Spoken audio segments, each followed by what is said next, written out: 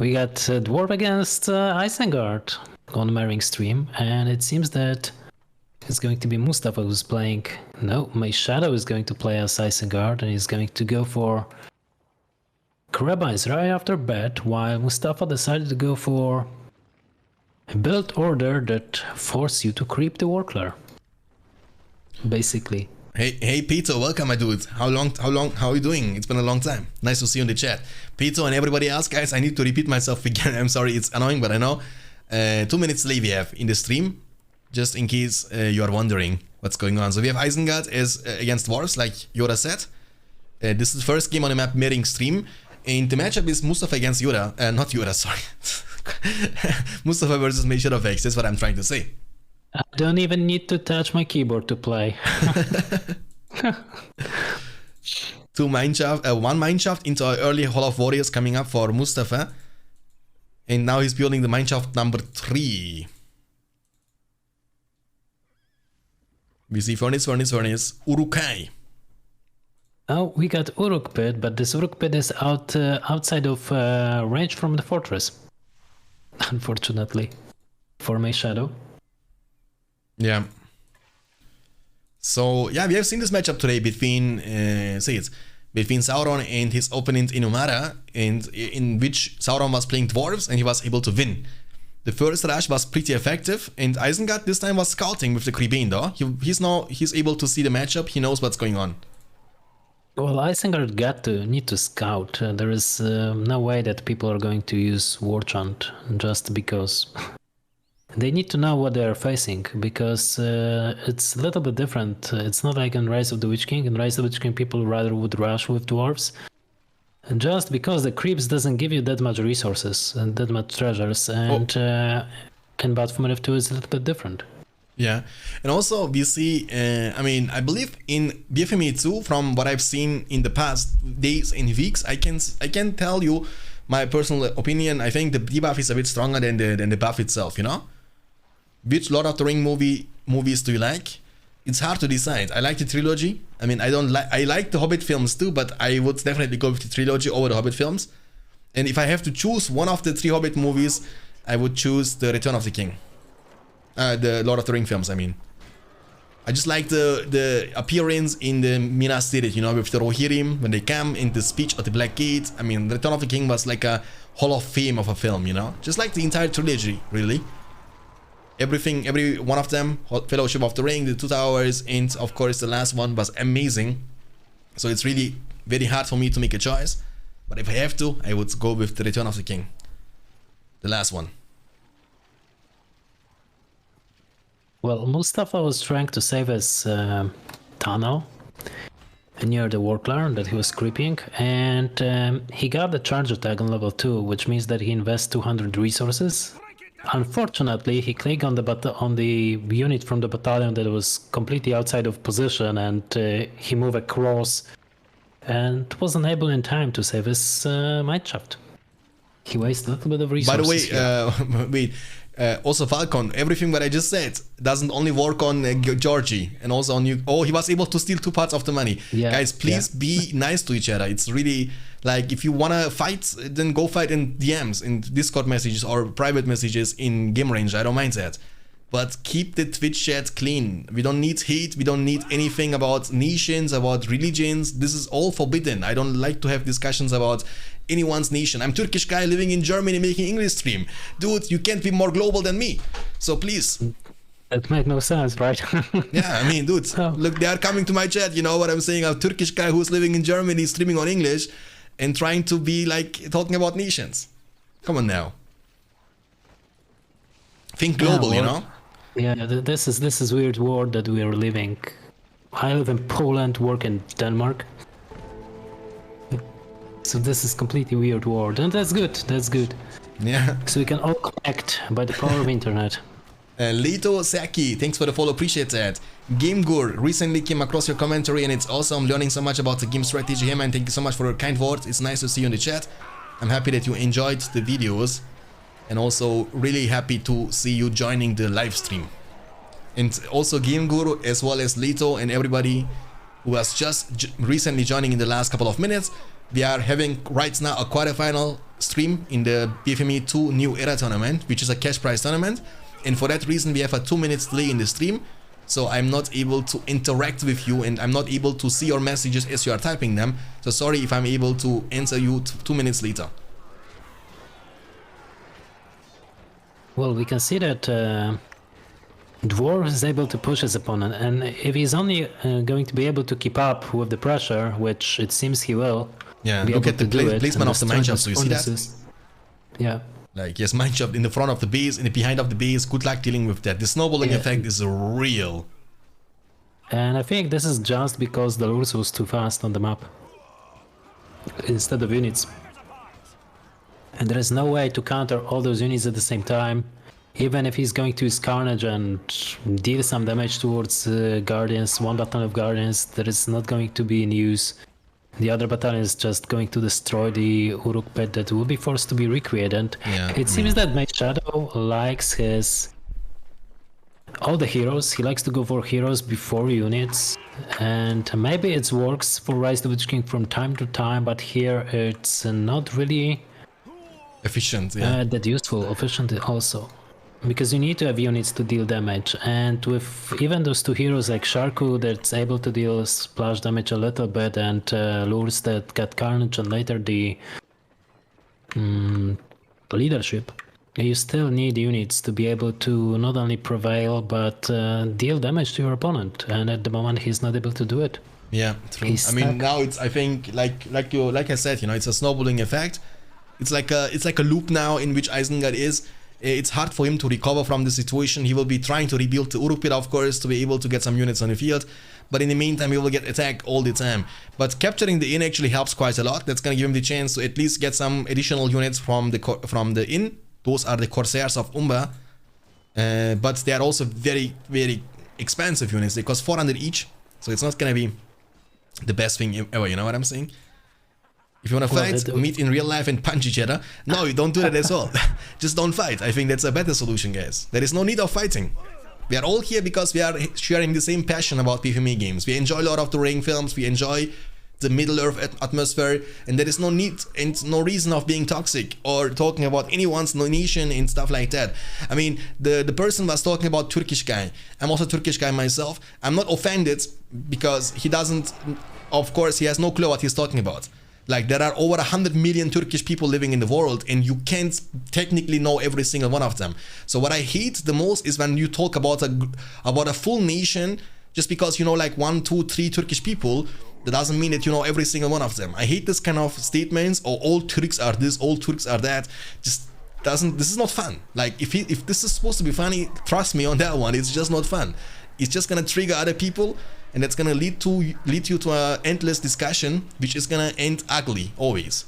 So keep your comments for yourself if your comments are about a nation from anybody. I'm not saying to Yoda now also, hey Yoda, you are Polish Yoda, you know. You know what I'm saying? This is like, I will not get offended. Yeah. I don't really care. I was in few different places in the world. People don't really care where I'm from. Yeah. Don't care about my accent, don't care about what kind of languages I'm talking to them. While we are still able to connect and understand each other, people don't really care, to be honest. It's only the power of the internet that people completely can hide between their monitors and speak venom to each other. And I hope that it gives them some kind of power, because in real life they've got nothing to do with it. Okay, so yeah, we have 400 command points for Isengard. Devastation was used recently. He has 2 really strong heroes. Lurtz is already level 5, which means leadership is unlocked. Now he has also double Uruk pit up on the field, but his money is kinda bad. But actually he is in a much better spot than he was like 2 minutes ago. He will be able to defend himself. Corsairs plus the Uruks with leadership, dude, that should be easy to defend for Isengard. And he has also 5 power points collected, which can be invested into the War Chant, but I believe War Chant and the Lord's leadership is not able to stack with each other. No, those... Well, in BFME2 almost nothing stacks. If there is something that it's, for example, damage bonus, and War Chant gives you damage bonus, and it's not going to mix with leadership of Lurs, but I don't know which is going to be on top. I think the Lurs's leadership is going to be on top, even if you're going to use War Chant and then stack it with the thing is, Gloin has to be careful here, I think, because Gloin is already level 3 in a second. He used the slam up, did some damage. That was nice, but he got to be really careful. One cripple, one bad move, no units that back him up, and he's going to be dead. The thing is, Lurz can approach this. Lurz can't approach this. They have now leadership also from the statue, right? So I think getting there in a melee range is gonna be like a suicide mission. Dwarves can always go for a heal. He has heal from the spellbook, so. Yeah. This heroic statue give him armor, so unless Lurz is going to just attack or would attack Gloin, it doesn't really matter. Yeah. But killing the mineshaft there was crucial. And that's like a bad situation now for Dwarves, because he's kinda in a bad spot. He has to run now for his life. Cripple is on cooldown. That's the good thing about this situation for Gloin. So Gloin is able to move away. However, keep in mind that Dwarven heroes are not the fastest heroes in the game. So yeah, and during all this time, Isengard is putting some counter pressure finally, taking down mineshafts left and right. What is this game, dude? That's actually turning to be a really good game. 550 command points for Isengard, 575 for Dwarves. So it's not like Dwarves are leading. And Gloin is going down definitely. Carnage has been used. There is no way you can save him. Yeah. On autocast wasn't able to pop out. And yeah, Lurz is going to get level 7. Oh, that's a huge milestone, by the way, guys. Don't underestimate that. Money every time you kill enemy buildings or units is actually quite efficient. It's like a scavenger from the spellbook of goblins, for example. You know, you get money every time. And Isengard has already Devastation from the spellbook, which is gonna be available in about a minute or two. And with this combined, Devastation plus Pillage from Lurz, he might be even able to save up for Saruman, you know? Maybe, but we need to take a look in the Dwarven spellbook also, because he used the Dwarven riches, 350 plus resources from the first matchup that he creates. Yeah. It's over 100 resources per tick, so that's a huge amount of resources also for the Dwarven player. Over time, of course, it's not going to be 2k right after bat, like Isengard get from Devastation, but still, decent amount of resources. He's prepared for some attacks with Hall of Warriors on level 3, both of them, plus the additional tower from the yeah, but he gets 122 he gets. Yeah. But just take a look into the minimap in the meantime. He lost literally every single mineshaft left and right. Mayshadowfax is saying how to finish it now. I mean, that's a good question, I guess. The thing is, I think Mayshadowfax actually did a phenomenal job defending. Many people would have called it GG right there, but he was fighting until the very end. And now actually, you know, winning against Mustafa in BFME2 as a Rise of the Witch King player exclusively is quite impressive. And this game is looking awesome now for the Lebanese player. He might get the chance to finish off this game and get ahead in the best of 7. Pretty nice. He was able I like to prevail, that. but we shouldn't count out the Mustafa, as Isengard was able to prevail. Maybe the Dwarf is going to do the same. Yeah, but the thing is, Isengard has now really strong heroes. He lost Sharku, but Lurz level 7 means that that Dwarves, when they ever get a hero on the field, like Gloin is back on the fields now, the thing is, Gloin is gonna be kinda useless when he gets crippled down. Oh, I sneezed, sorry. Yeah, so what is the plan? Maybe go Armory as Isengard? I think he has so much money now. Look, his resources are rising to this guy. He has 10 power points collected after the Creepane Devastation. Look his money. He has now almost enough money for Saruman. Yes, maybe he is going to go for Saruman, and it seems that it's going to be the case. Although definitely Armory could be a better choice to just destroy the fortress of the opponent. Yeah, but it's okay, you know, having some fun with a wizard running around. He has even industry now from the spellbook. What's going on? Yeah, he's getting industry, but because this is the side of the spellbook, you got Carabines, Devastation, and industry in the same like spot after that, so you can choose from 2 of those. He's killing his own units by running into the fire. Right. Unfortunately. Alright, that's a huge Isengard army, but he has only one single pikeman. The thing is, when the pikeman is gone, the battle wagons can potentially go for a trample. There is still Lurz, who's going to deal a little bit of damage, and one of those battle wagons is on the red bar, so it's not that well. Men of Steel summon? from dwarves into the rallying call, so he was using rallying call. But Isengard can always use Kribin to nullify the effect. He's going to flee. I think he's going to just flee. He knew that he may lost a couple of units because of the battle wagon, but he's not going to stay here. The animation when he's coming, though, the Thunder Bolt animation looks so nice. Saruman on the field. Allies near Saruman, gain 25% armor and gain experience 25% faster. That's a passive thing. It's not a leadership from his abilities. It's like a passive when Saruman is nearby. And remember, this armor inspiring is able to stack with the leadership of Lords, because Lords doesn't give you armor.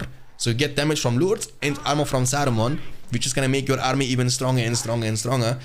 And on top of that, you are able to use Kribin on the enemy units to nullify their leadership bonuses and their buffs. So you can get your army strong and weaken the enemy army. It's like a win-win situation. But he's surrounded. I don't know about his positioning for the White Wizard. Well, Wizard Blast was used on Hot Grandstan's unit, so he was unable to level up to level 2, and now he needs to run. Oh yeah. Where is the Isengard army though? I mean, why is he moving? What is he doing at the bottom right side? Just move. You can't ignore this. It's a huge dwarven army. Where is Lourdes when we need him? Lourdes is on the other side. He was crippling down Gloin. Yeah, he crip Gloin at the moment, and maybe he's going to use Carnage again to deal some damage towards him, maybe even kill him. Yeah, he will be able to kill him, right? Some dragons, but he's also low on health, so... Yeah. Does he have heal? After this fight... He's gonna die. Lourdes is gonna be able to win. No problem. Lourdes is going to win, but... or? This Lourdes is going to be super low in health. We get around 400 resources for killing Gloin. Oh, we missed the Visa Blast. Saruman is level 2 now. Has access to the Fireball. 650 command points for Isengard. He was using Fireball almost level 3. Level 8 unlocks the chain, unlocks the Dominate, which is gonna give you the chance to control the enemy units, but only for a short duration. Doesn't work the way it works in Rise of the Witch King, because in Rise of the Witch King it's level 10 and you are able to steal them permanently. And this is a different one, you know. Word of Power with level 10 sends out a shockwave that kills surrounding enemies, similar to the Gandalf Word of Power, which is pretty nice. The Men of Steel are gunners. That's a fire thing. The battle wagons, they need to get in safety. The fire is bursting down the furnace like it's nothing. Look at Shark on the battle wagon damage. Holy guacamole. Yeah, there are 3 battle wagons, 2 of them are on level 4 at the moment. They will be annoying around the game, deal some damage towards only those furnaces, to be honest.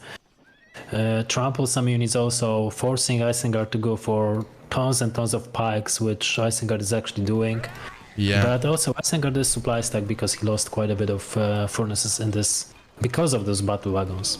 Yeah, and also dwarves are up to 975 command points now. The only thing going on in the favor of the Isengard player is the fact that he has all the Isengard heroes. I mean, remember, Isengard has only 3 heroes. Actually, no, does Wormtongue exist here? I think it does, right? Yes, Wormtongue exists, so and we are missing one a hero. Missing. But Lourdes is level 8, Saruman is almost level 4, he has access to the Visa Blast or Fireball. One of the battle wagons is gone against the pikemen. And dwarves have a lot of money too, like he's rich, but he has nothing that skills. Does he go for the armor or something? No. He's going for the Mithril Meal, okay.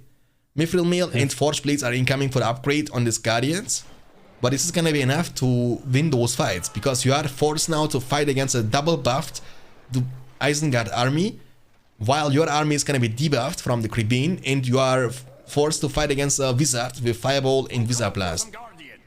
And that's gonna be kinda tough. I don't know if Mithril Meal is gonna... Oh, the battle wagon! Oh, Visa Blast. I just go for it. Visa Blast them. Oof. Go boom! They don't even die, dude? What? They have Mithril Meal, right? Yeah, that's why they don't die. Yes, they already receive Mithril, so this is why they're still alive. Actually, the Guardian almost took no damage. Look how little damage the Visa Blast was able to deal to them, even with the Kribin reducing their armor by 25. 16 power points. Gimli is gonna die. Oh my goodness, Gimli. Funny thing, he's not clicking on Gimli to attack, even before. He just realized that he was doing it and he was going to get level 2. Of course, he cannot lip. Gimli is down. 975. Dude, guys, you get 975 resources from killing Gimli with the pillage of Lourdes. It's almost 1,000 resources you get. That's crazy, my dude. That's a lot of cash. Shark is level 5. He is cash flowing at the moment. If only he is going to go for armory or something like that. I don't know why he's adding another Uruk pit while he got already 3 of them. And he doesn't have command points, to be honest, to fill the Yeah, he's down a lot command point wise. Actually, he's down to 550 only. Dwarves have like almost full command points, 875. But Isengard, even the fact that Isengard has no armor. Imagine Isengard having forge blades and heavy armor on this unit. It would not be even close anymore. Trust me. Uruk-hai with armor and blades, with leadership from Lourdes and Saruman. Come on now. Good luck dealing with them, you know? Yeah, but he's still supply stuck. Oh, Frozen Rain was used. Oh yeah, Frozen Rain is gonna debuff the entire map for 150 seconds. That's 2.5 minutes, guys. And also all the leadership bonus are gonna be nullified. And of course, on top of that, they lose 25% damage and armor, just like from Creebane. Creebane, which works on the entire map pretty much. That's what the Freezing Rain does for Isengard. And this is a back and forth game. Where is the ring hero? I would like to see Gollum. Dude, kill Gollum and get Sauron or Galadriel. It would be so nice. What a late game potential. I believe we might see the 25 power points from the spellbook of both the factions in this game. Because this game, let's be real, is far from being over. It's a back and forth game. It's super also Fireball! weird. Nice fireball as they came out from the mineshaft. And the rank all that was wasted. Someone doesn't read the description of Isengard Frozen Rain, it seems. Yeah. Mustafa is just, you know, playing it with reflexes, not with knowledge. I feel like 700 command points available for Isengard. He's recovering now finally, but building armory. He's building the siege forts now. Okay, he wants to get some ballistas or rams or even potentially some explosive mines. Take a look at those barracks. There are 4 of them. Only one is working, and also it's stuck with 2 battalions. Yeah. There's also war pit, so he has 5 production buildings, 6 with the siege works. And I'm assuming Mustafa is making a mistake. He thinks that Man of Steel is gonna be a 15 power point, just like in Rise of the Witch. Maybe he's trying to stay for the 25, but that's not possible. You need to pick a 15 first. I think he realized that a long time ago, but he's not willing to pick any PowerPoint. I don't know why. Yeah, just pick a PowerPoint, you know? I mean, Cloudbreak could fix the Frozen Rain for him. Yeah. To be honest. And stun the enemy units on top of that. Sure. And then he could use all the buffs that he possessed in his arsenal. Although only one, and the other from the heroes. Glorn is back on the field. If Gimli gets level 5, it's gonna be over with Saruman. And Lourdes, when he has no cripple, Gimli is gonna run them down, you know? And then you are not able to escape from them. Because he's gonna be the fastest hero on foot. Yeah, that's true, but there is also Devastation. And Batmorph 2 Devastation can stun your units. Also heroes? Also heroes, all the units. Oh, so okay. you can use it like that, but I don't think so that Mayshadowfax knows will that. realize I don't think so as well. I don't think he knows that too. Alright, so that's gonna be for sure interesting to watch, because Glorn is back, but Gimli isn't. Sharku is also level 6, has the Man-Eater. And Cloudbreak is gonna be used now to stun the enemy units. That's a upgraded Dwarven army, you know, don't underestimate that. The Watcher is gonna be chosen. That's another 15 power point from the spellbook of Isengard. That's gonna delay your 25. So he needs to collect 25 more power points for the Earthquake. He's gonna use the Watcher defensively to kill the Battle Wagon and the Pikes and Guardians. And in the meantime, we have a fight in the middle, which Isengard seems to win for now. Creebane is gonna be used. Power points are rising. 925 command points still for Mustafa. But he loses the level 3 mineshaft with Dwarven Riches on it. That hurts. Yeah, we are still on delay, guys. You know, the only way for me to see it, to shut down the delay and go back to the live is by closing the stream and starting it once again. That's the only possible way. I don't understand why Mayshadowfax is still rebuilding his Uruk pits. Look at this. He's going to get another 4 Uruk pits, while he's still got 2. And he's not able to produce all those units because he's pretty much command point capped. So there is no point for it, but definitely armory and armor could be beneficial for him. Yeah, definitely. I mean, that would be the best choice ever. He has now multiple Uruk pits, but can't build them, and that's the attack on the fortress with Rallying Call now. Oof! This might be enough to take down the fortress eventually. And there is no debuff available. There is no debuff available, no devastation to stun them either, and every ability from Saruman is on cooldown, but he has Fireball now. Don't right click, Just do it manually. Just do it manually. You need to click the middle of the army here. Saruman is moonwalking. He was watching too much Michael Jackson in the last couple of weeks, I guess. Oh, Come he on. got fireball available. He could do it, but he's not paying attention. He did. Okay. This is gonna be enough to save the fortress, though. I think it will be enough to save the fortress, but it's very low. And I feel like when Glorn is gonna get revived, all he needs to do is like shake foundation that fortress and it's gone. Oh no, autocast Wizard Blast into one. Oh, he has both the abilities on autocast, by the way. Yeah, It hurts. That is a mistake. Why no upgrades on Isengard? I don't get it. Like, yes, ballistas, but they can't do much when you are not the one who's attacking, but you are the one who's defending. Ballistas are not the best siege weapons against units, guys. Let me tell you that much. So our late game is going to be, I think, cancelled. Oh man, oh man, oh man. Now dwarves are actually surrounded. What a game, dude. Back and forth, back and forth.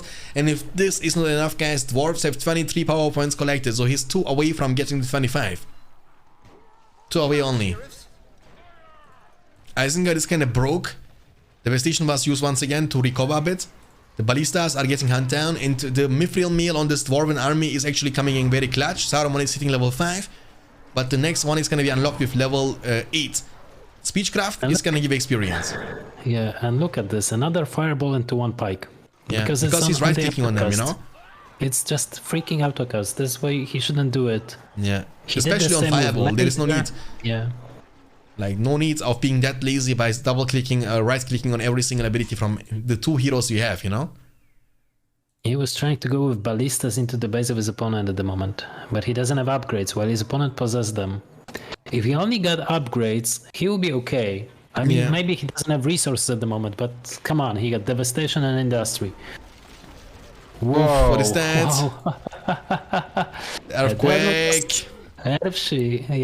Earthquake. The game is shaking, ladies and gentlemen, okay? And everything is falling apart, yeah. Oof, oof, oof, oof, oof. Fortress was super low on health, and that was just an ending tick. Well, well, well. That means no more access to the power points. He's rebuying yet another Uruk pit. Why he's doing it for an entire game? Look, he's building 2 Uruk pits at the same time. You see that? Now, I mean, now I can understand it because he's wishing to push back the opponent, but Sharku is going to die. Sharku is going to die. The man of steel. Lurs at the same time, Lurs is dead.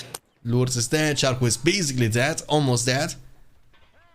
Well, autocast, yeah, you can, in BFME2, you can autocast multiple. In BFME1, it's only limited to 1. So when you have Saruman, for example, you can only choose Visa Plus or Fireball to autocast. In BFME1, it's also dump autocast. For example, in Rise of the Witch King, if you right click on the cripple from Lourdes, he's gonna prioritize always the heroes. While in BFME1, it's not like that. He's gonna cripple a lumber mill worker, you know? So, but in BFME1, it's limited to 1. But in Rise of the Witch King or BFME2, you can autocast every ability pretty much. And this is why you never autocast. Yeah, level 5. But he has no fortress, and you need 5k for the fortress, and he's far away from that. Devastation and nothing from the spellbook can be really used. He's falling apart. The defense is crazy with the towers and level 3 buildings acting like a tower. He has double Hall of Warriors level 3. That's a very tanky barrack, 7,500 resources. Maybe that's what you need to do. Maybe build 2 Uruk pits and get them to level 3 for faster build speed, and you have also more durability on your building. It's a win-win situation. You can instead of building it, 5 Uruk pits, you know? To be honest, May got lots of possibilities at this point. Definitely. If he only went for the armory. Definitely, like Mayshadowfax had the chains to win this game multiple times. Let's be real, guys. He had so much money at some point. He was cash floating crazy. Like after Saruman, he had over 3,000 resources at some point. Just get armory, get heavy armor, forge plates, and you are good to go. Beautiful with Zaplasto with Saruman there. Very well done. And don't autocast. Don't autocast because you may use your fireball into one of the units only. Yeah. The thing is, with Mithril Mail, they don't even die.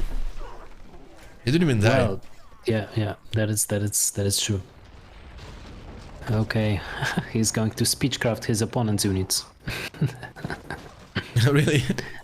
Yeah. Level them up, my dude. Level them up. Look. Oh, he has knockback when with the Saruman auto attack. Dude, Yes, I don't know what he to say got- about this game, man. That was crazy game. Like, I think it's over now because no fortress, not enough money for the fortress, and no upgrades on the units, and dwarves have now upgrades for a really long time, and you can see in this game, and that's gonna be like a proof that upgrades matter a lot. Like, you see how tanky the dwarven units can be with upgrades, and they can even withstand the fireball and also the Bizarre Blast from Saruman easily. Like, Guardians, they don't take no damage. Look, you see, they were almost dead and they still don't die from the Bizarre Blast. Isengard, looks like the age of Uruks is over, guys. The age of the dwarves has come.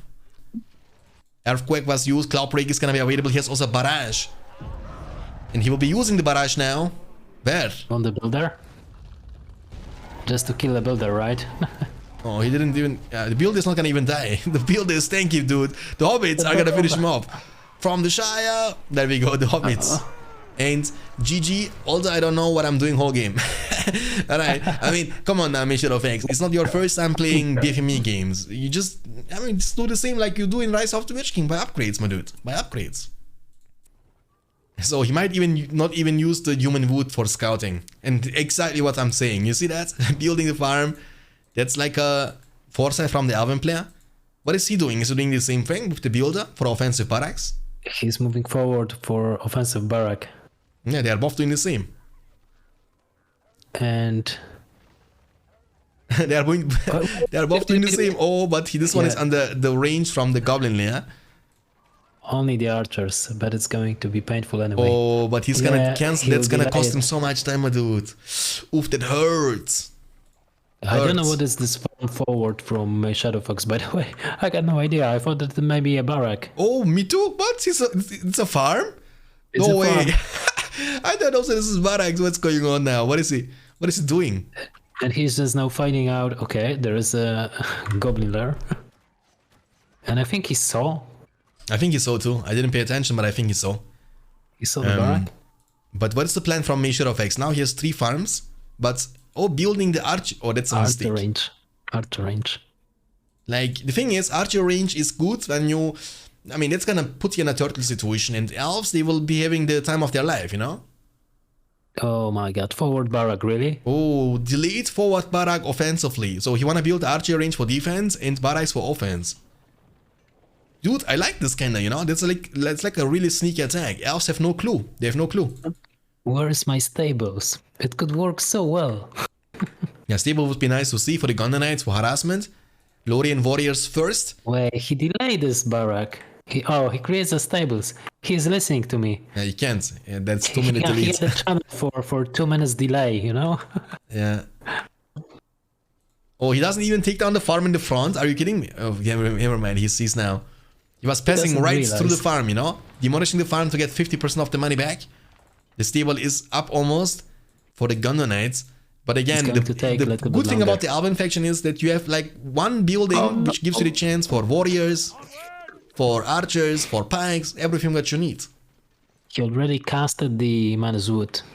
And this is super bad. He should wait with it. Yeah. But he has actually at least armor here a bit. How much? 30%, right? Let me check. 35. So it's not bad at all. 35% armor is pretty significant.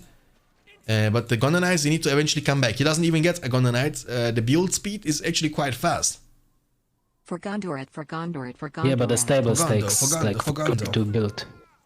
Just use Bombard to shoot over the building. It's gonna do it, yeah. It's doing it.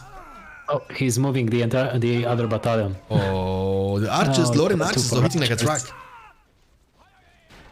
Oh, this farm is going down definitely. Gondanites are out now. Come on, for Gondor.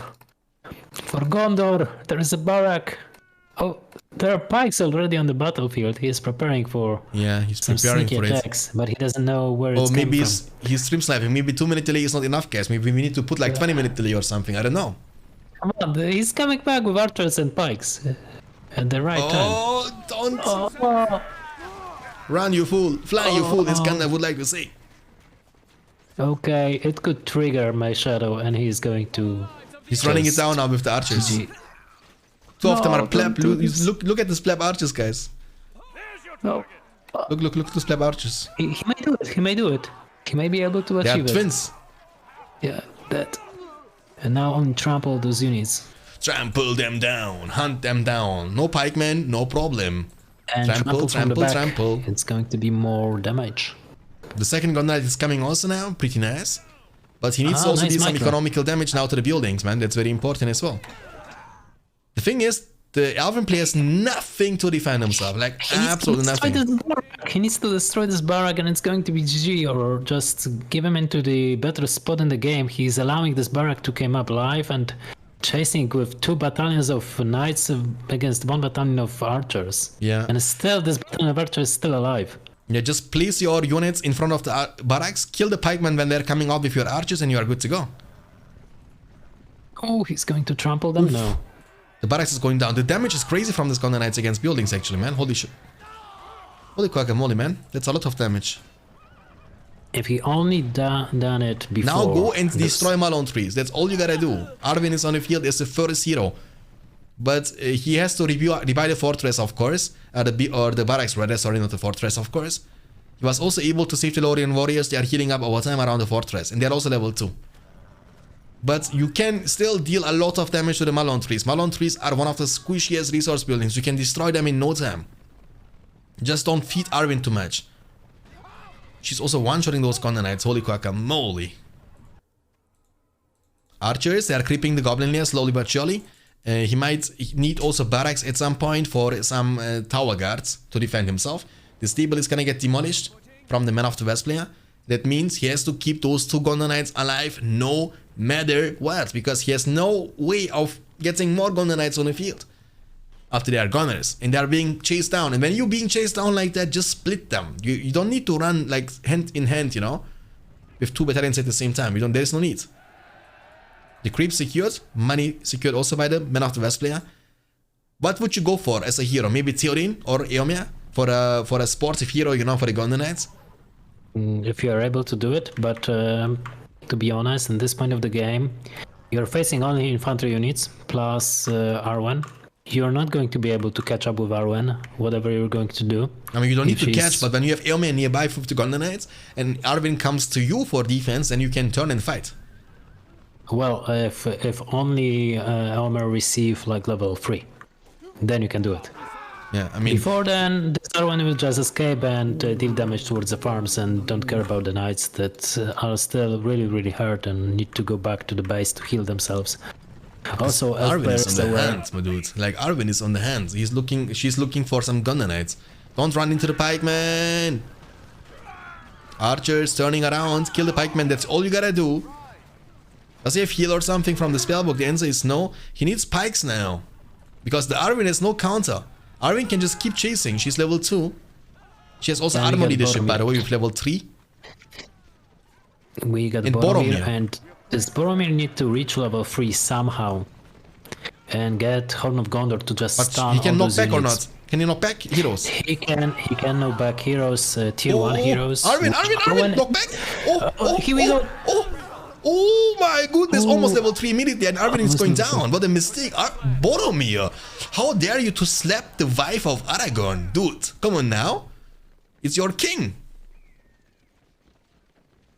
Okay, so level 3 is almost unlocked already. That's gonna stun the enemy units, the Horn of Gondor.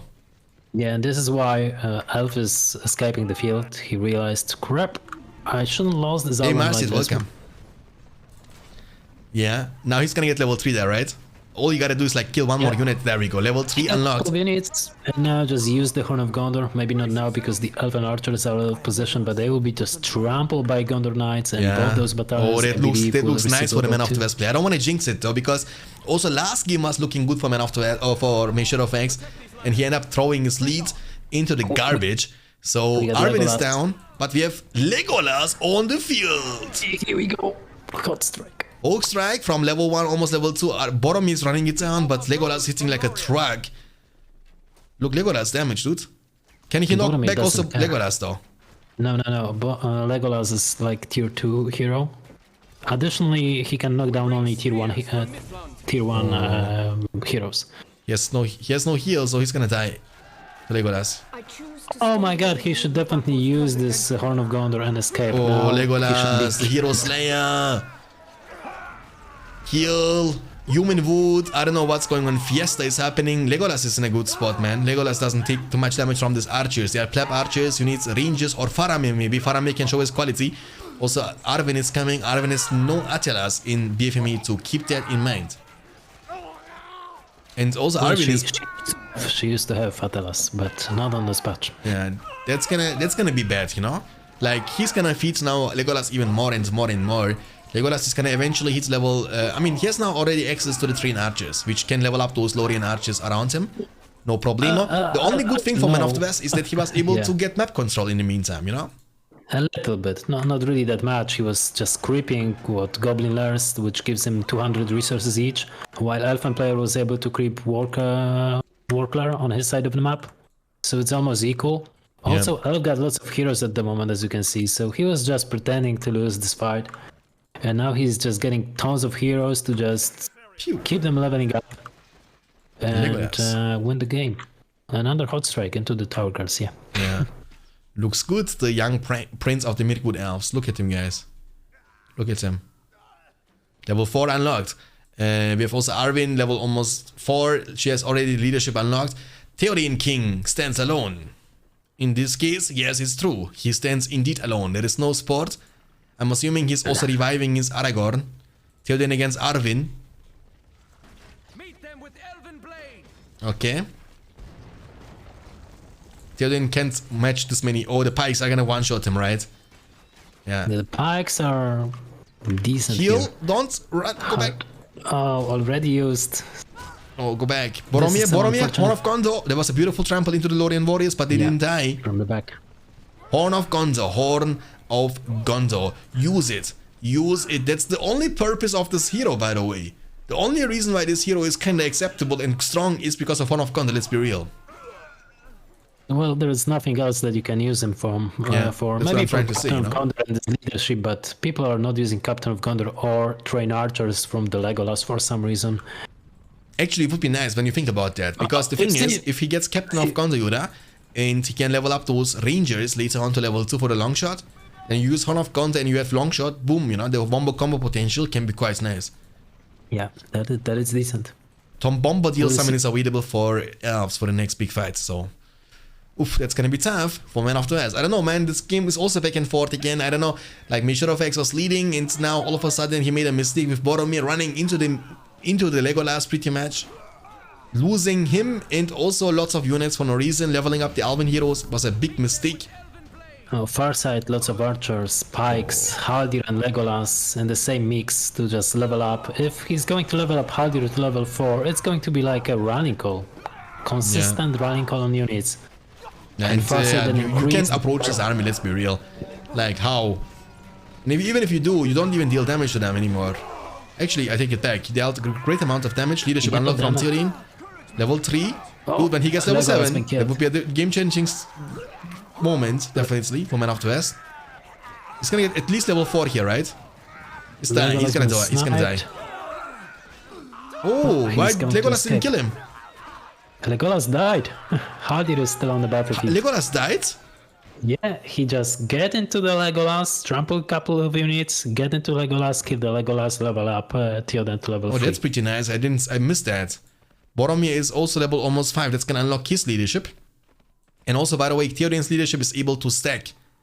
I believe, right? No? I'm not sure. Oh, but Theoden is gonna die now. No, never mind. He has no rangers on the field. Maybe rangers would be a better choice. It's like the higher skilled or higher tier or Tom Bombadil looking for a Sonic Song. He's gonna miss it. The good spread. Good spread. Beautiful Sonic Song, Kappa Kipo. We love those Sonic songs, like the Wizard Blast. Oh, the Elven placement though, right in the forest around the base of the Man of the West player. Good luck dealing with that. Does he have pikemen still? Actually, he has no pikemen around anymore, right? No. He had no pikes. He got no pikes. He got only this leadership that, to be honest, keeps him in this spot. Tom Bombadil deals no damage to the buildings. Hey, Andiamo Panteona Dario. Nice to see you in the chat, my dude. Welcome. Boromir is almost level 5. Trying to kill this Malon tree. I want to see his damage against the Lancers of Rivendell. turn and He fight could deal them. some damage too. Yeah, he could definitely kill them or just level up to level 5. Yes, and there we go, leadership. Tom Bombadil. Stay still. Did he stun them? Yes, no. he stunned them. Yeah, Also, Tom all of Bombadil from them. him. Use. Sonic Song. Yeah, here we go. Nice one. The Wombo combo, ladies and gentlemen. Does he have heavy armor on them? Yeah, he has elven armor already on the lenses. But what? So early. He has also Legolas back on the field, by the way, guys. Arwen is getting knocked back. She's getting knocked down all the time today. From Boromir and from Tom Bombadil. Pretty nice. Okay. Yeah, Haldir is getting in safety. Almost level 5. Arwen has, by the way, flat. She's already level 5 too. Where is Legolas at? Legolas was definitely back on the field. Did he lose him again? No, it's with another army on the bottom side. Ah, yeah, I see, okay. Level 5 has also Knife Fighter for the worst case scenario. Double Barrack, Stable, and Marketplace now for the Grand Harvest potentially, which costs you 700, so it's a bit more expensive here than in Rise of the Witch King. And 975 command points for Men of the West, so pretty nice. But And he's also still for on tier elves. 1 units. This man player is still on tier 1 units like Yeah. Guardians, The thing is, how Swords of Gondor, Archers. Yeah. The thing is that he needs, yeah, like you said, maybe even trebuchets would be nice, you know? I mean, he got Rangers, he got Pikes. If he combined them, he could definitely put up a fight against this Legolas, for example. He has no rangers yet. He got no Rangers because he doesn't upgrade anything. He's just going for Horn of rockets Gondor is at on the cooldown moment. too. It's a bad fight to take. Foresight for increased range. Riding Call doesn't stack with the leadership of Boromir, by the way, guys. So it's a beast. No. But he doesn't know, of course, maybe. Because in Rise of the Witch King, you can have leadership in buff. But here it's different story. Lancers I are think he trampling down the was- backline with Forged Blades and heavy armor. Legolas I is think- just in a perfect position. He can just deal as much damage as possible. He's in a very safe spot.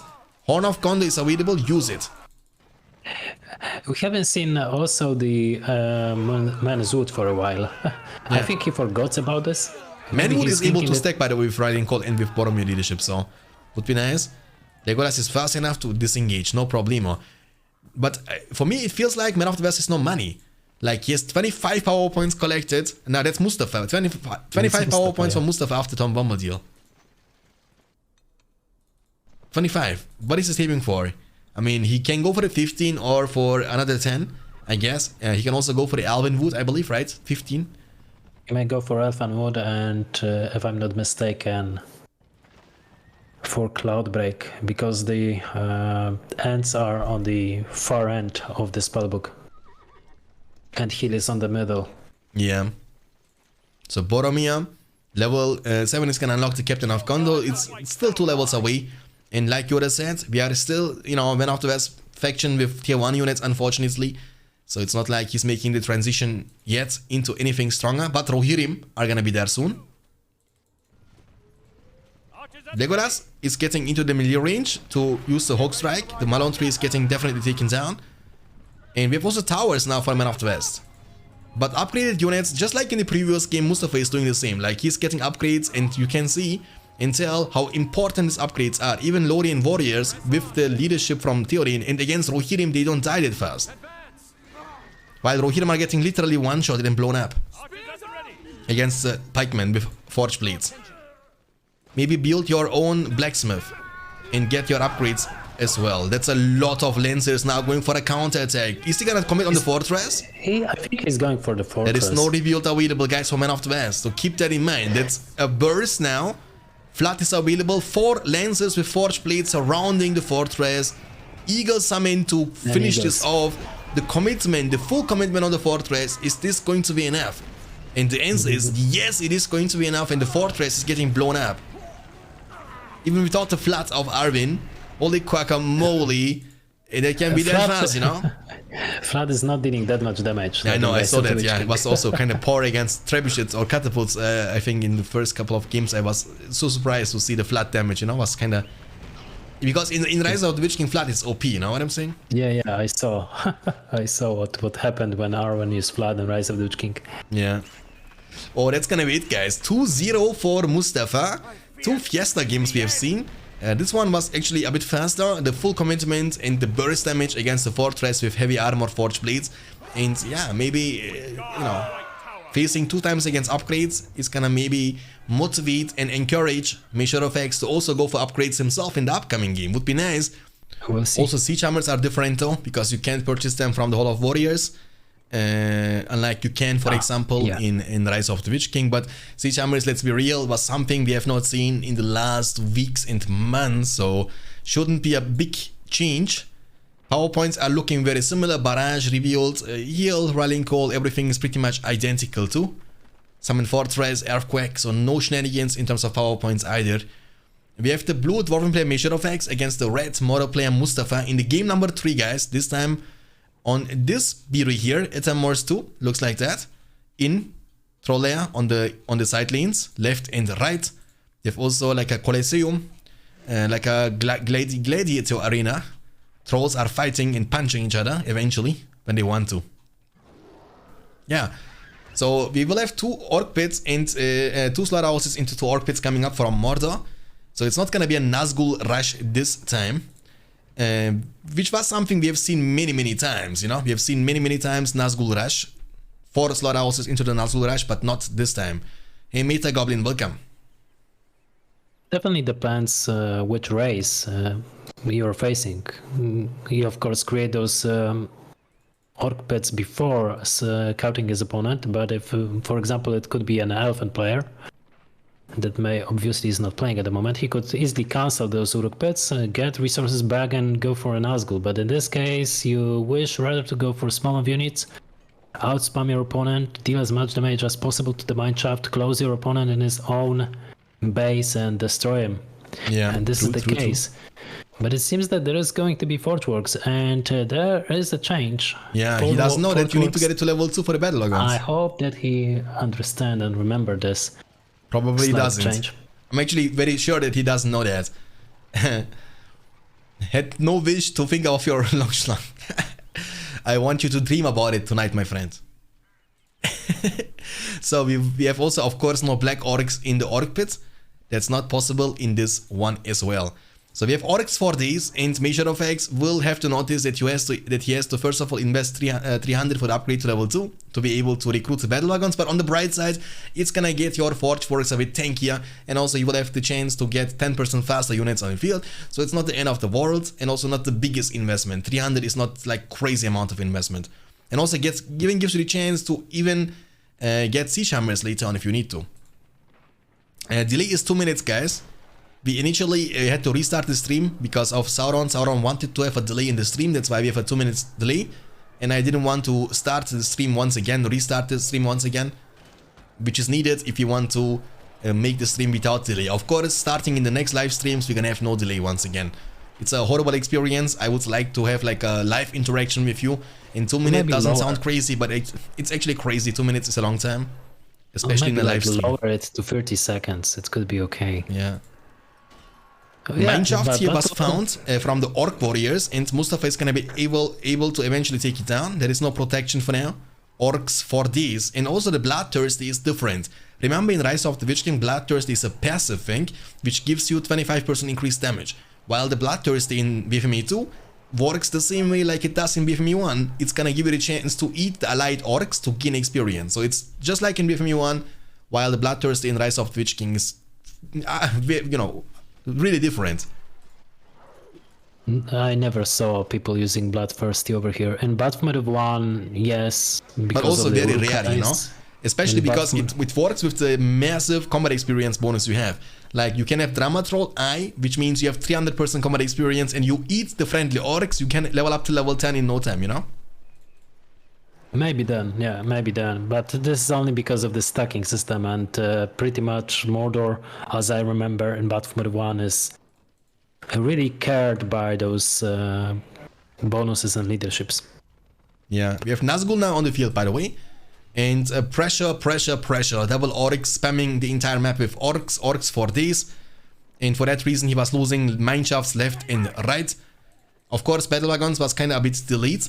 And if you want to be able to purchase upgrades from the siege works, you also need, or forge works rather, you will also need to get it to level 3, which is going to cost you a lot.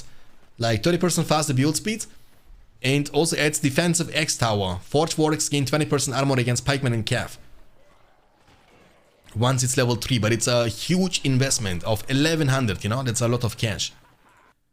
Nazgul can be always on the hand against battle wagons, but he's extremely low already. I think he was running into some pikemen or something. He's very low. Mustafa has to be careful. He was trying to catch those battle wagons, and now he needs to escape. Yeah, just run for your life. But Mustafa is actually, I mean, Mayshadowfax is actually giving up too many mineshafts, you know? At the beginning, it was understandable because he got nothing to protect them with. Weird decision making by choosing the rallying call instead of rebuild. Oh, the battle wagon is going down too. Oof. Would Shanks be a good racing driver? I would say I'm a good driver. Well, racing driver is something else, right? It's a little bit different. Yeah, but I mean, the battle wagons, both of them are actually down. He's losing mineshafts too. This might be the fastest game in this series so far. Mordor is a late game machine, and if you can't make something happen as dwarves against Mordor early on, I think it's gonna be a big struggle later on. And now we have a Nazgul almost already level 2 for the debuff. We have Easterlings to counter the battle wagons. Dwarves are losing mineshafts left and right. And long story short, it's not looking the best for the dwarven player Mayshadowfax, especially the fact that he's already 0-2 behind. And if Mustafa wins that, the game number 4 is gonna be the game winning point for Mustafa. And that's gonna force Mayshadowfax to win up to 4 games in a row, which again can be quite tough. It's not impossible though, we have seen this many times actually in tournaments. Players being 3-0 behind and winning 4 games in a row is nothing super rare, but it's also unlikely, you know? It is super hard, and also he's still going for those battle wagons.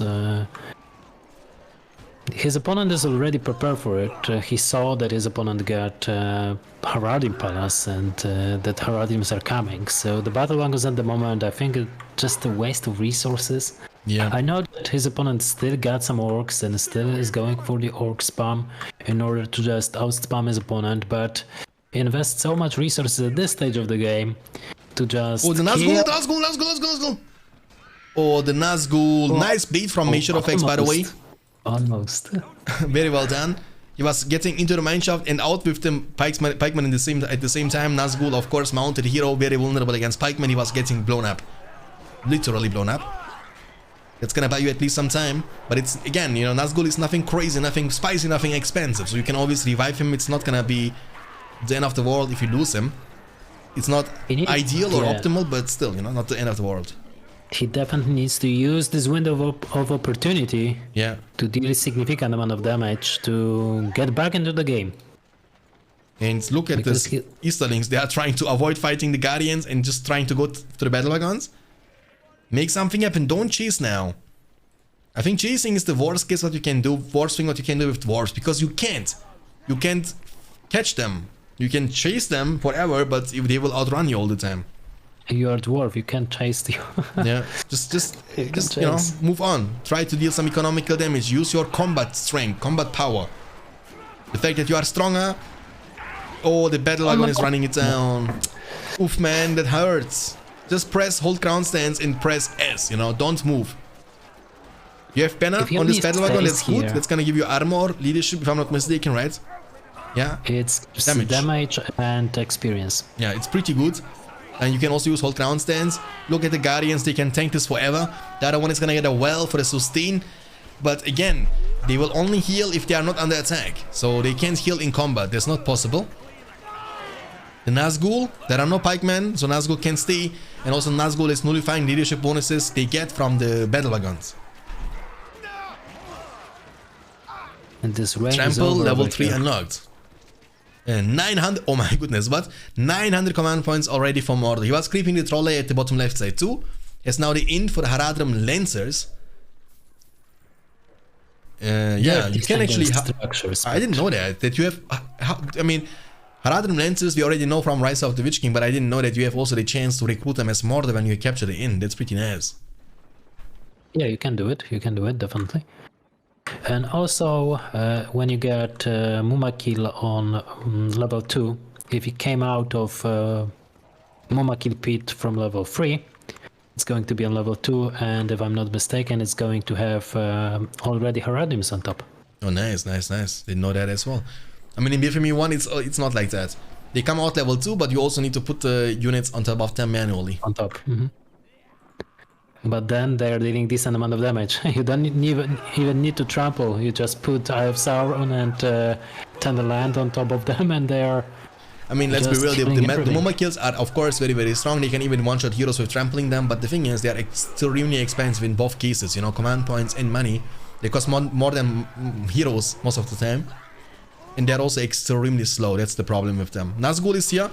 Nazgul, be careful, Nazgul! Oh my goodness, was really close, man. Now the Nazgul has to be careful. The slaughterhouse level 2 is gonna get blown up, but Easterlings are getting into the backline, into the battle wagons. Be careful with the battle wagons, don't lose them once again. Keeping them alive is gonna be very important. Oil barrel on the Nazgul, is gonna burst. Oh my goodness, not even close, man. Come on now, that's unlucky. Yeah. Dude, that's unlucky, man. Come on now. Lord, this guy's like literally 0 HP, dude. That's... No, man. Come on. Sometimes you also need to be lucky in those kind of games, guys. Is it a comeback time? I don't think so. I don't know, man. Everything is possible, you know? Witch King is coming. Oh, really? Yeah, look at the resources. Yeah, I saw. Almost 5k, guys. Witch King. Oof, that's gonna be tough because he has nothing that can hurt the Witch King. He has not even archer range on the field yet. Man of Steel 7 is gonna be gone soon. No. He went for a Witch King, unfortunately. I thought that it may be a Grunt. No. For a couple of seconds to just create a Grunt and... Grunt would be also awesome to see, you know, in the stream. I've never seen this in an actual multiplayer tournament game before. Would love to see. It never happened, but if it happened. The Nazgul is trampling, level 4, no pikeman, no problemo. The Nazgul can keep doing this all the time. Disable them, knock them on the ground, crowd control them. The pressure is real. There is no King Brains. No Dwarven hero is able to shoot the air. So you only have the chance to get some battle wagons with extrovers, Men of Steel, or actual extrovers or Men of Steel in order to be able to deal with the Witch King as long as he's on his Fell Beast. And even then, Witch King is pretty strong, has debuff, you know. They can dismount, so the archers are not going to deal that much damage then. Yeah, the Witch King is gonna come there and the battle wagons are gonna go down one by one. Industry has been used on the slaughterhouse level 3. Yeah, the battle wagons should be aimed by the slaughterhouse on level 3. The Lancers in BFME 1 are insanely dangerous for being a base unit, but you have no replacement for the Lancers. In BFME 1, you know? You have only one Lancer for each battalion, for each army. Rohirrim for Rohan and Gondor Knights for Gondor. While in BFME 2, Rise of the Witch King gave always like a second choice, like a tier 1, tier 2 unit.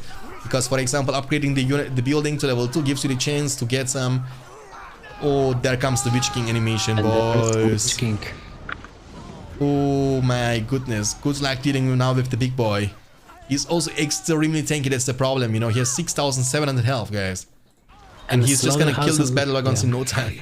One-shotting him. One-shotting, right? Let me see. Yeah, it's like a one-shot. If they're on level like... Oh, 2. Okay, sorry.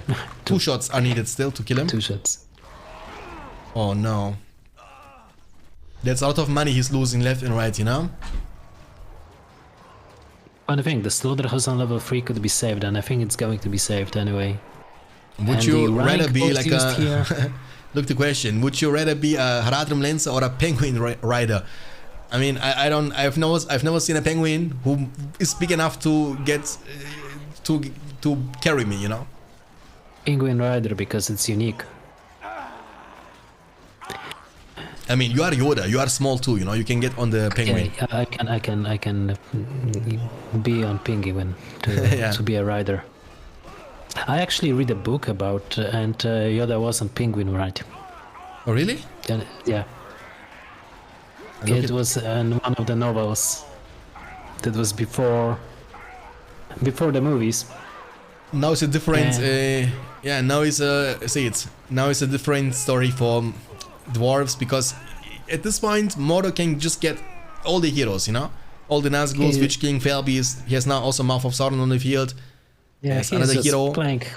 playing with his opponent. Yeah, There's nothing that he can do. He's just going to level up the heroes at the moment. yeah, Witch King is dismounted just for the memes. There is no need of being dismounted, but he looks badass. Look him, guys, with the mace plus the sword in his hand, you know? And look him hitting like a truck now. Boom! Level 4 unlocked. He has now Screech. When dismounted, it can pierce through the level 5 fear immunity from enemy hordes. So basically, you have like a base resistant as level 5 unit.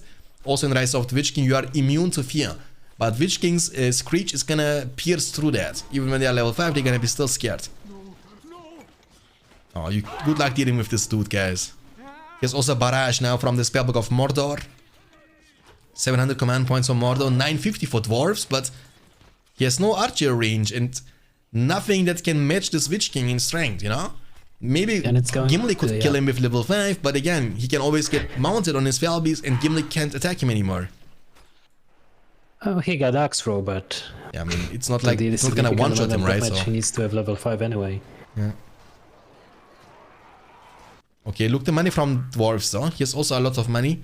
He might say for the Gimli, by the way. But again, Gimli is gonna be level 1 only. He needs to be level 5 to be effective, and then Witch King has to be dismounted. That's the ideal positioning for Gimli to be effective.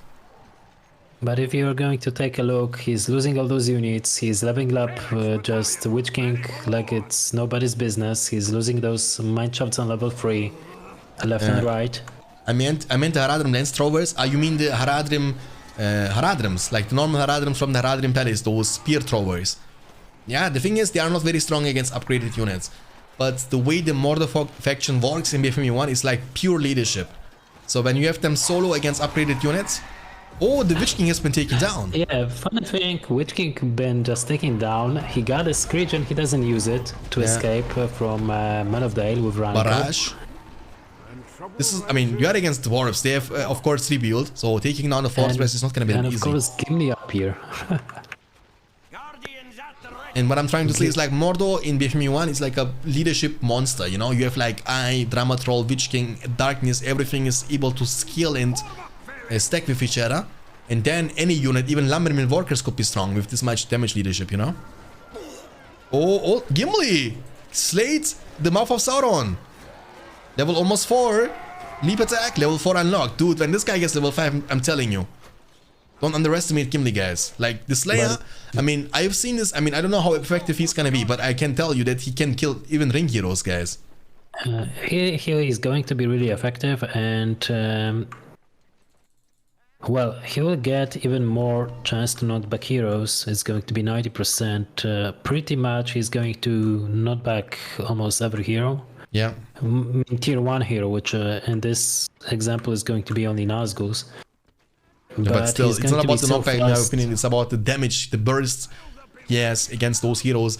Like the movement speed boost, the ability to chase down every hero on foot. And then you are just like also kind of immune to get knocked back yourself, you know? Yeah, I like that May doesn't leave the game. He's still playing the game. He got himself a rebuild just to be prepared for anything, definitely for Balrog later on. Because it's coming. Yeah, it's coming soon actually, you are right. It's about 7 power points in a quarter off. And the Balrog of Morgoth is gonna spawn, ladies and gentlemen. But Mordor is dropping down to 475 command points only. Dude, Mordor has no command points at all. Yeah, there will be a Muma kill. He's reviving those heroes. So if only Muma kill appear on the battlefield, those Men of Dale will just disappear in time. And there will be nothing to stop this Muma kill from just... Gimli can kill him maybe, with level 5. Yeah, but he needs to be in the back of the Muma Killer. If he's going to get charged into, he's not going to be able to escape in time. I don't think so that you are able to just use Slayer and escape at the same point. Yeah, but the thing is, I think this game is over. Let's literally, like Mordor, look, Mordor money. You see the Mordor money? Like Mordor, if he loses the level 3 slaughterhouse, I'm telling you, he's gonna drop down to 375. That's the only level 3 building he has left on the field. Nazgûl been killed. Nazgûl gets killed. Gimli is basically level 5. It has armor leadership also for the nearby allied units. The armor buff, 35% armor, that's gonna make those dwarves even stronger. They're healing up over time from the well on the battle wagon. Sustain And one single Mumai kill, I don't know if this is gonna be enough to win him the game. I don't think so. He's even trampling down the pikeman. Actually takes the damage in return. Gimli is running for his life. The Mumai kill. Is it legal to ride on a penguin in Germany? I don't know, man. I don't think so. I mean, in Germany there is not there is a lot of stuff illegal, you know. Like in Germany, you don't have many opportunities to try out things because everything has a rule, you know. Extra. Let's see how much damage. Decent damage, dude. Chunked. Decent amount of damage. Chunked him. Is he going to allow him to kill? Oh, no, run away! Oh, Is it done? I cannot see Gimli. Now you can just kill him, I think. Just kill him now. Gimli. No. He's still here. He is there. There is a heal. He can definitely do it at the moment. Yeah, he can do it. He can do it. Gimli, the elephant killer, guys. Muma kill. The battle wagon is tanky enough. Gimli's gonna kill him. He can still trample him. Oh, it's too late. Oh, now Slayer. It's time for the Slayer, boys. Looks like Gimli is back on the menu. But he is staying, of course. That still only counts as one, Gimli. That's how it summon. The big commitment. Witch King is back on the field, boys. I mean, Mordor has no money. Like, literally no money. And he went even now for the arrow volley. That's gonna delay his 25. Padrock is gonna be delayed big time. Dwarves have now 1000 command points, but he needs Men of Steel. And which he has now from the archery range level 2. Dwarven Riches was used on the Minecraft level 3. The dwarves are gonna be rich, like rich. Gimli is gonna get in safety. Witch King has to be careful. Why is he getting dismounted all the time? I don't get it. Maybe because he likes the animation of Mace. No, right? I mean, you know, he shouldn't be limit testing the Witch King against Gimli, you know? Because Gimli, I'm 100% sure Gimli can kill him. When he's level 5 and the Slayer, that there is no way Witch King can out-damage him. No way. The second Muma kill arrives. Looking for a juicy trample. But the thing is, if you trample down the pikeman, you don't die instantly, but you also take a lot of damage from the trample. And I believe the Men of Steel should be able to kill him just by banner on them and get the black arrows. Deals high amount of damage and bonus damage against Muma kill. Watch this. The black arrows is being designed to kill Muma kills. The op was missed kinda. Nice micro. I like it. Yeah. Unfortunate for our Mordor player though. Oh, now let's see. He's looking for a charge using whole crown stance. Witch King is diving in. That's an arrow volley coming in clutch. From Mordor, killing a lot of Men of Steel and sharing experience with the Witch King was crucial there. Very well done. Almost level 7. Level 7 now. Remember level 8. Level 10, sorry. Target heroes in AoE have their special ability timers reset to 80% use. Enemy heroes around Witch King will also get weaker. I believe if they're out of the Witch King, he can also kill Gimli easily in a one-on-one situation. Because he's gonna reduce damage by 25. Okay, we have a fight now. Gimli versus Witch King, boys. Go, trample. He didn't even use Slayer, by the way. Without Slayer, he was even able to out-damage Witch King. Oh, there are too many Men of Steel now, boys. Men of Steel summon 2 from the spellbook. Almost dead. Oof, the black arrows burst. Catapult from the fortress. Oh my goodness. I mean, what can catapult do against such a reckless aid? Look at the Dwarven army, my friend. Dwarven catapults on the way. Yeah. Dwarven catapults on the way. Flaming shots will get purchased right after to increase the damage big time. Skull shot from this catapult expansion. Witch King and the Mouth of Sauron are the only heroes or units remaining on the field right now. He has no money for the next Muma kill. Muma kills once again are extremely expensive. They cost 1500 each. He has 3 heroes. That's all about it. And 525 command points only. 3 armor meals around this side for additional money. Yeah, he has no money. That's the problem. And there are just too many units to deal with. Even for the Witch King, even for the Nazguls, even for the Mouth of Sauron. So it's a matter of time. I mean, he's just holding the line for the waiting for the catapults to come. And by the time they arrive, the flaming shot is gonna be purchased. And then, ladies and gentlemen, you will see the flaming shot damage output against the fortress. We may see also the barrage still to defend. 10 power points. The barrage, oh yeah, the barrage is gonna be, yeah, maybe Mirage is gonna come in clutch, maybe, but it still needs like what, 30, 40, maybe even a minute. Yeah, it may be like an you know what, you know, there's always what I'm saying. I don't know if this is possible or not, but it would be a big improvement for sure. If you would have like a timer on these abilities, you know, to see exactly how many seconds are left, would be such a big improvement. maybe instead of just those round things, just put a timer Oh, on look, your look, look, look, spells. look, Gimli, Slayer. He's on the hand. No, just slay him, this Sauron. Yeah, he's gonna slay him. Chase. Look, boom, boom, Yeah. boom, boom, boom, boom. Level 6, here we Oh go. my goodness, level 8, but he, oh, the, nah, Here we the go. extra doesn't hurt to that the much. Nazgul. Yeah. But Gimli, but the Witch King, when he's flying, he can also hit hard against these dudes, you know? Oh man. Hey Veda, welcome. Parash is almost back up. Witch King is getting dismounted once again. Arrow Volley has a low cooldown and being used successfully. Witch King is dancing around the Rosie. Screech can be maybe used. I don't know why he's not using it. The siege continues. The fortress under attack. We have two dwarven I think they are the best catapults in the game with flaming shots because they have double shots, you know? They are dealing a lot of damage to the fortress, dude. That's a lot of damage. Holy moly. The barrage has to be used, but he's using the barrage there. There comes the barrage. Witch King is almost level 9. He doesn't even kill the catapult, unfortunately. Yeah, that's decent spread of the one catapult that is on Witch red King bar. against Gimli, boys. Gimli is attacking way faster, but I think Witch King is gonna be able to kill him. Yeah. Ah, okay, level 9. GG is gonna be called from Mustafa as the fortress is falling down. Witch King level 9, but not quite level 10 yet. No man can kill him, and it also includes dwarves and goblins and orcs and elves. And GG well played. We see Barrage coming in clutch for the last move from Mayshadowfax, and the first victory for Mayshadowfax. Nice, nice, nice. So there is of course a chance we will get to see Forza Horizon eventually in one series, one game only, but it's fine, you know. I'm feeling you.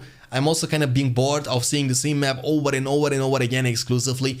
I've been playing myself in tournaments many years ago, and these tournaments were played exclusively on the map Forza Horizon, and after playing like 50,000 games on the map, it's kind of boring, you know. Yeah, this map is older than my niece, so come on. Yeah. It's like 16 years, come on. So we have, by the way, a huge thanks to Kitira guys in the chat. Kitira, thank you so much for being here, for making all the bets and stuff. Really appreciate that. It means a lot to me, man. You are awesome. 3-4 tunnels coming up for Mayshadowfax, and we see our early barracks coming up for the Dwarven player after the first mineshaft. And he was using Tainted Land to scout the area too. What do you think about Tainted Land? I think it is not the greatest call, especially when you are Goblin player, and it's the huge map, so definitely better pick could be Cave Butts. Yeah, definitely. Plus you're facing overall especially dwarf. because you can make the Dwarven units weaker when they come to you. Now Tainted Land is going to be useless because Rallying Call is not going to be able to get shut down. Then you have Dwarven units in front of your base, and good luck dealing with them when you are not able to make them weaker and nullify the leadership from the Rallying Call, you know?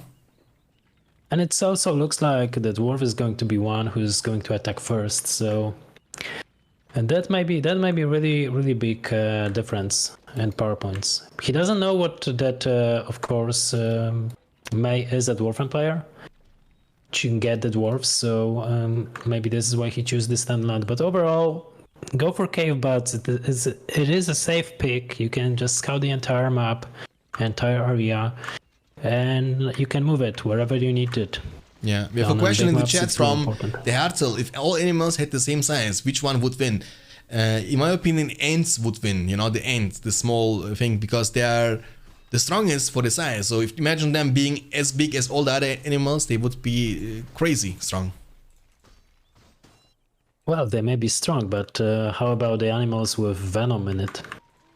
I mean, the thing is, I think when you punch them one time with when the snake, dude, I mean, I know the snakes are being poisoned, but even if the Ant dies afterwards, he would have the chance to one-shot any other animal with this much raw power, is you true. know?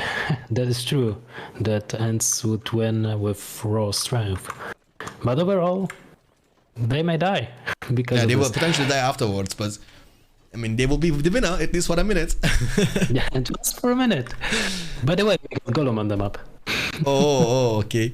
So look, there's an attack happening now with one pikeman. He was also creeping the work layer. That means money and also level 2 pikeman, which is nice. Rallying call is available. Don't waste time. The builder is always nice. It's always bad when you lose the builder. He's gonna get in safety. Oh. Okay, let's see. This attack might be tough for the goblin player to defend. May definitely likes those tons of gobliners at the beginning. But that's a mistake. I think in this matchup you will also desperately need the cave trolls. Desperately. Yeah, definitely cave trolls, but he at least got goblin archers. Yeah. At least I one think he battalion. overdo the goblin caves. He overdo the goblin caves for this point of the game. But overall, at least we saw 2 battalions of goblin archers. They're going to deal with this attack. I don't think so that anything else should be taken down, except this one goblin cave that we already sees. Although, Kinda May is mistake moving there his from units. the dwarven player to go for the goblin caves, in my opinion. Like, he has still well- 3 goblin caves, you know? Like, you killed one, but that's not gonna be like game changing. He has still 3 production buildings, so killing the resource buildings, I believe. Look, maybe it's me, but for me it's like a quick math, you know? You have 4 production buildings. In order to maintain these production buildings, you need also resources and command points, and both of these stuff, command points and money, is connected with your tunnels, and tunnels are extremely squishy. So I believe if you want to hurt him, the best thing you can do is just take down his tunnels. That means lower command points and lower resource gain, and that means this production buildings are not going to be helpful for him, you know? That is true. We'll see if it's going to work for dwarven player. May, I think, realized that pikes are dealing more damage to production buildings, like a half or more. So pretty much the goblin cave for the pikes, plus they got running call on them. It's like a tunnel. Yeah. So, and you get a little bit more power points from destroying the structure. So maybe this is why he chose this. Overall, nice decent amount of goblins. Good that we saw goblin archers, not like 2 days ago. And it will force some changes, and we already saw the battle wagon on the battlefield to deal with a spam. Yeah, exactly, and that's the thing. You know, goblin spam, I like that also. For me, this is the most fun to watch goblin playstyle. Just to see massive goblins all around the map is always great and nice to watch. But I believe at some point you need to and you have to make the transition if you want to be successful in long terms. Kana Loa, thanks for the follow, man. Appreciate that. Hope you're gonna enjoy your stay. Guys, everybody, once again, I need to repeat myself who is new to the channel. We are currently streaming the quarterfinals of the new era tournament for BFME2, which is a cash prize tournament of $100. That's a best of 7 series between Mayshadowfax and Mustafa. We are currently in the game number 4 on the map Westfold, Dwarves against Goblins. And also we have 2 minutes delay in the stream. So just in case you are asking me something or you are wondering why I'm not able to respond to you, it's because we have delay in the stream. That's the reason why. And by the way, Yoda, did you see that? So many poison arrows, but they dealt almost no damage to the battle wagon. Well, the battle wagon is pretty much super tanky. It's like a goblin cave, even more, because it's got nice. 300 health. Dude, the fire on the ground is messing him up big time, dude. That's a lot of damage dealt. The At least leadership we is need getting to move. denied from the cave pads. He was also using Tainted Land to make the enemy units weaker. But Men of Teeth is a special summon. And they are of course way stronger than Goblin Archers in those kind of situations. And the good thing for Dwarves and for Mustafa is the fact that he is now keeping his opponent busy, which is giving him the chance to creep in the meantime to get more reinforcement from the mineshaft in front of the ruined tower in the middle of the map Westfold. He might also be able, he will be able to find this tunnel with the Guardians. This tunnel is going down for sure. Yeah. Well, he's not creeping at the time. He's still trying to impose pressure towards his opponent. As you can see, there are still trollers, there is still workload on the top of the map. So he wasn't able yet to creep. He doesn't feel comfortable creeping yet. Yeah, but I of the mean, he amount does of need needs to. his Look opponent at the possessed. minimap. Like there are almost no tunnels outside. There is one sneaky tunnel. No, that's only one goblin warrior. Okay. Goblin. Yeah, he doesn't have tunnels, but still, you don't want to allow goblin to spread on such a huge map. You just to keep pressure him as much as possible and lower the amount of command points, lower the amount of the resources that he's going to gather, because now goblin has 450 command points. He's going to be supply stacked really soon, and if he's going to go only with goblins and goblin archers against battle wagons, it's not going to work out at all. Yeah, true that. And links still are not going to deal that much damage, although they're here to catch battle wagons because they're the fastest units in the game. And GG's gonna be called already from Mayshadowfax. That's the fastest game in the series so far. And Mustafa is gonna lead 3-1. He's only one win away from getting to the semifinals in Mayshadowfax. Ice and Mirror. And don't ask me who's going to win on Ferndale. It depends how they're going to start and who is going to realize the others race first. We have the green Isengard player Mayshadowfax, not the blue. And his opponent is the red Isengard player Mustafa. It's an Isengard mirror match.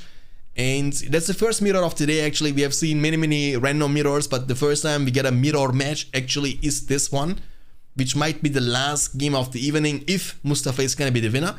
If not, Mayshadowfax has to win this and also 2 more games after that in order to become the winner of the series and to move on to the semifinals. For me, it's 4 PM. 4 PM is ideal, you know. Sleep is for the weak. You are strong. Stronger than Urukai's armor. But it's I wish, bro. I wish. The thing is, I'm strong as hell, but the problem is my daughter is gonna wake up at 5 a.m. in the morning. She's coming to me in my bed and saying, Daddy, it's already morning. The sun is rising. You need to wake up. And you can't say no because she won't let you. She's gonna jump on you, you know, play with your face, put the finger in your nose and stuff like that to wake you up, you know. You're still dead, but someone wished to wake you up. This is nice. Yeah, that's not very nice though. I mean, also in weekend and stuff like that, I need to always wake up, play with her a little bit. And then look, she's so smart, you know. After I play with her like an hour, she knows I'm tired, you know. Then she's looking at me in my eyes and saying, "Okay, Dad, you can go to sleep again." I say, "Yeah, thank you very much." Then I'm going to sleep again after an hour in weekend. So Work Pit and Uruk Pit at the same time for Mustafa after 4 furnaces. On the other side, we see 4 furnaces into 3 furnaces, Uruk Pit into the 4th furnace. Well, he got to Urukai's, but they are staying doing nothing. Maybe he's preparing for the fight, which never gonna came. And it's a waste of time on his end. He's not scouting. They scout each other, actually. They May scout, only scout but his you know, opponent. Mustafa didn't use scout. Yeah, he just doesn't care. He doesn't care. Wait. Then I will play 22 PM European time because tomorrow I will be busy. No problem. Tomorrow is no problem because tomorrow is Friday, you know. Friday I can stream even at like 2 AM in the morning. I don't care. Yeah, Because Saturday I don't need to wake up early, you know. We're gonna put some beer, so our throats will be lubricated all the time. Look, normally the best time for me to stream is like around 7 PM my time. Like 7 PM, 8 PM because normally I come from work and then I can eat something. Also like sit on my balcony and just smoke a cigarette, chill a bit, and then I'm going downstairs to my PC and then I'm able to stream for like 3-4 hours, I don't mind. But before or after that, it's always kind of questionable, especially during the week time. It's kind of hard. But it's fun for me because you guys are making it fun for me. So once again, thank you guys. Every one of you. And Ferinate69, also welcome to the stream. The first time I see you in the chat, your name. Always nice to see some new faces. Pikes are running away from the Uruks. And this is the lost opportunity from Mayshadowfax. Yeah. Oh. He could deal some damage with those spikes, definitely. And now the works should just go into his own base and destroy everything around the fortress. Yeah, but he has also pikemen now for the defense, so. Yeah, you are right. The pikes are actually dealing a lot of damage to the buildings. If Mustafa was a candle, would you buy it? Nope. I would buy a female candle. Why should I buy a boy candle, dude? If his name must be Aisha or something, then yeah, sure. But Mustafa? Come on now.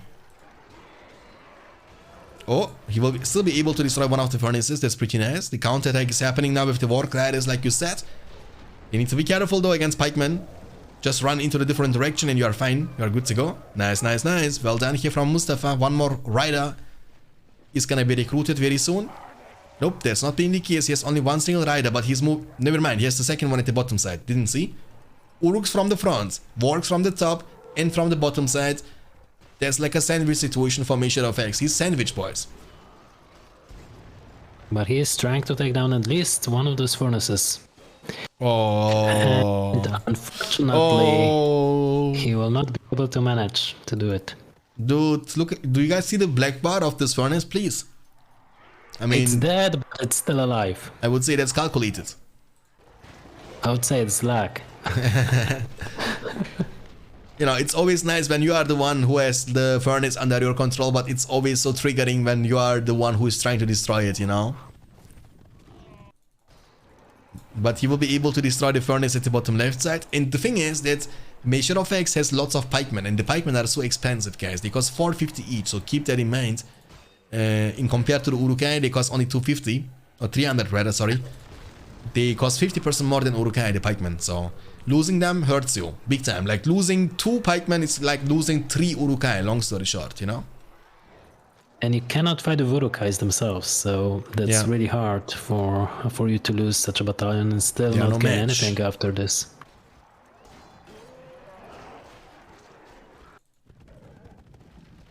Yeah, the pikemen from Isengard were looking strong in the films, but they did actually nothing in the films because Gandalf was riding into them because he was cheating or something, or maybe it was easy AI, you know? Because normally when you see the picture when Eomer and Gandalf arrive in Helm's Deep and they're riding with the horses right into the pikemen and the pikemen are scared for whatever reason. Why are you scared? Just put your pikes in the front and they're gonna die, you know, automatically. They were on defensive, this is why they haven't dealt any kind of damage to them. Yeah. Oh, the money. One part has been stolen by Mustafa. Yeah. Who is going to stall the stroll? He can now control the stroll of the units. I mean, he can move the units and the stroll is going to chase him. Oh boy, this guy is falling apart, boys. Hey Kylie, Polit, welcome. Nice to see you in the chat. And also thank you for your kind words. Appreciate that. I mean, it's about I'm doing it for you guys because you guys enjoy. And when you enjoy, I enjoy. It's like a win-win situation, so as long as you are happy, I'm happy. Thanks for tuning in though. Kribane is available for Mayshadowfax, 5 power points collected, but he's gonna drop down to 300 command points only, as he's about to lose 350. He got only one furnace, right? On no, he level has 2. 2. He has 2 furnaces. 2, okay. 2, one of them is level 2, one of them is level 1. Yeah, and Mustafa on the other side has 550 command points. He has also Lourdes now on the field, 10 power points almost collected after the Kribane. And it's looking definitely better. The Warg Rider start was definitely paying off for Mustafa, not only for the offense and damage, but also for the defense, to keep himself protected against the Urukai and forcing Mayshadowfax to recruit multiple pikemen, which are clearly weak and bad against Urukai, you know? That's the problemo. Yeah, that was really nice choice by him so far. To force his opponent to just go for the Uruk pikes, to waste resources, to just counter that easily with the most cheap unit in his arsenal, which is Urukais. Deal some damage towards also furnaces, destroying them. It was completely an overkill, and it just provides him with more and more of a lead in this game. Yeah. I mean, at this point, there needs to happen a lot for Mayshadowfax to get back into the game. Like, it's not about him performing good from this at this point. It's about the mistakes he can commit on when Mustafa is gonna make mistakes. But doesn't even matter because he's not even saying a single word and leaving the game in the middle of the progress. It's over, guys. It is over. It is over. It is over. And Mayshadowfax still well played.